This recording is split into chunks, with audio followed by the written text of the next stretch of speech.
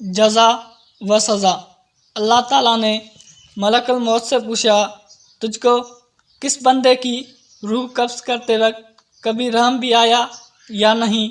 मलकुल मौत ने अर्ज़ किया, अल्लाह रब्बुल इज़्ज़त, मुझको 2 इंसानों की जान निकालने में बहुत दुख हुआ था। अगर तेरा हुक्म न होता तो मैं हरगिज़ उनकी जान न निकालता।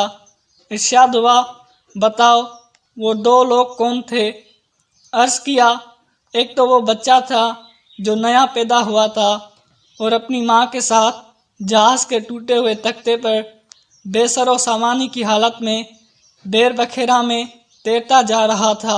उस वक्त उस बच्चे का वाहिद सहारा तमाम कायनात में उसकी माँ थी। तो मुझे हुक्म हुआ कि उसकी माँ की रूह कब्ज़ कर ले।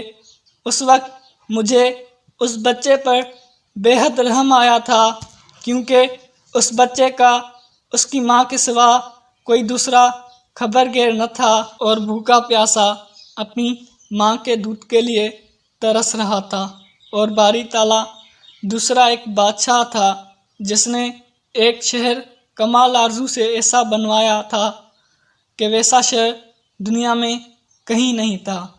जब वो शहर तैयार हो गया और बादशाह अपने शहर को देखने पहुंचा, तो जिस वक्त एक कदम उसका शहर के दरवाजे में था तो मुझे हुक्म हुआ और उसकी जान कब्ज़ कर ले।